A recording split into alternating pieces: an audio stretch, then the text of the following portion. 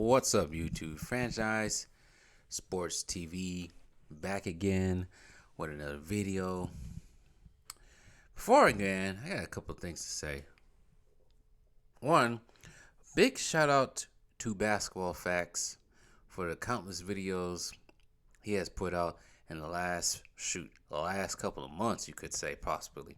But in the last couple of days, he made a video about exposing all this around KD. And I know it's causing some KD fans to have their panties in a bunch about it, but we got to look at the facts here. He made the worst move in history.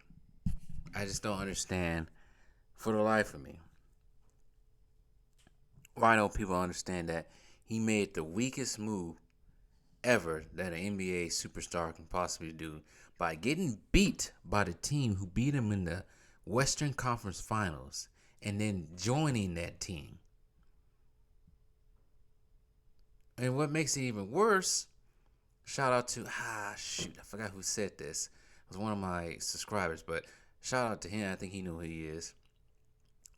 He said what makes it even worse that he said it out loud in that interview on All the Smoke podcast that he was already basically planning on doing that before the season even began. If you were already planning on doing that, why say that out loud? You could have kept that a secret until your grave. But people just don't understand that's a weak ass move. That's not a competitor at all. That's a weak ass competitor. But anyways, not to make this a KD video, which I feel like doing another one because people seem to not get it and getting their panties in a bunch about it. Coming on my channel, getting mad at me for pointing out facts. But anyways, big shout out to Basketball Facts in his channel. Go subscribe to him if you haven't done so already. I know some of my subscribers already did. Or some of his subscribers already came to my channel. But anyways, I'll probably have a live stream tomorrow. I don't know what the topic's going to be. But I'm going to have it tomorrow around 5 p.m. Mountain Standard Time. But anyways, let me get into this right quick. So we know JJ Redick is part of this, what Draymond called new media. And he's been just, being stupid when it comes to, sorry, I'm reading something that put a thrill to my eye. But anyways, being stupid when it comes to disrespecting the NBA legends.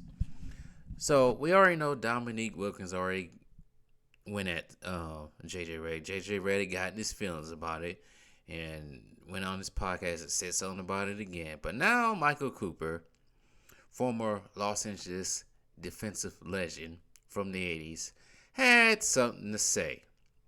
And I thought it was quite funny. But it was also quite true. And I know some people probably already read this or heard it from different YouTubers out there, but I thought it was quite funny. So this is what Michael Cooper said. And I guess here it is. Some of what he said. That guy has no clue of how basketball was played in the 80s, said Cooper. I guarantee you, this JJ Redick, if he played in the 80s, I would have locked your ass up. You wouldn't have got a shot off. He's probably right. Michael Cooper should be in the Hall of Fame. I don't think he's in the Hall of Fame, which is weird. They want to put Draymond Green in the Hall of Fame so quickly, but anyways. And if for the younger ones out there who was born in the 2000s or late 90s, Michael Cooper is probably one of the best defensive players that played in the 80s. And he had the task of defending Larry Bird. He was named to 8 defensive teams, and also won Defensive Player of the Year. So let's not get it twisted. I don't think I'm reading it from this article from what is this article from? Clutch Sports. They said that JJ Redick words are being blown out of proportion, but no, we know what he means because they continue to keep going at these NBA legends, poo-pooing what they did before because they want to prop up some of these NBA players now. So it's ridiculous how this is getting. But I wanted to read more to what he said. It's not telling me more. And I also don't want to put the video up for it because I can't find it anywhere. It takes some editing. Right now, I'm in the middle of editing another video on my other channel. But, let's see here. Hold on right quick. Sorry. Hold on.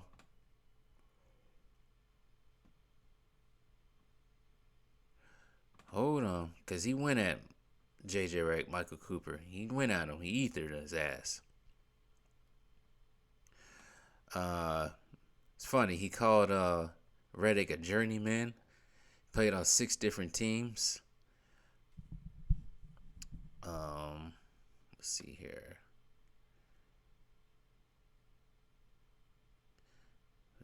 Sorry. Let's see here. This is what else he said. Sorry for not having this up. J.J. Redick, who's a journeyman, played for 6 different teams. All his accolades came in college. He played 15 years in the NBA. Was being shifted around from team to team because all he can do was shoot. He wasn't that great of a shooter. He was a poor man's Danny Ainge. They also call him a poor man's John Hornacek. Yeah, he just went in on him. In today's NBA game, I don't know what game is he looking at. You can't touch the guy. Anytime you touch the guy, a three-point shooter, or come close to them while standing, it's a foul. I do agree because I've seen that a couple times, a couple of games I watched the last few days. He continues on to say J.J. Redick needs to be quiet. I think he's gotten out of this what he wants to. His name being thrown around, the attention and all that. You know what? The attention is something he's not going to want. A lot of former players, myself along with Dominique Wilkins, talk about this guy who is a poor man. Like I said, poor man's Jeff Hornacek. You can't say this by watching game film. You have to talk to the players who lived it. I lived it. Larry Bird is one of the best three-point shooters that ever played the game. F the percentages. It's about that. It ain't about that. It's about hitting big shots, things Redick couldn't do as a player without getting a pick set for him. Damn. Wow. And then he had some things he wanted to say about Bird because, you know, the Lakers and Celtics were rivals back in the 80s. And this is what Cooper had to say. You know what? I hate Larry Bird, but I respect the hell out of the man because I went against him in all those championships during that year. All we did as the Lakers was about the Boston Celtics. The respect that we had for one another was immense. I lived and breathed, engaged my career by my battles with Larry Bird and other battles with the Boston Celtics. So that's pretty much what he had to say. And everything he said were facts. It's hard to compare this generation of NBA players, this current what we got, because some of these dudes just ain't competitive. They don't have the love for the game. They got love for the money. BBL'd up IG models.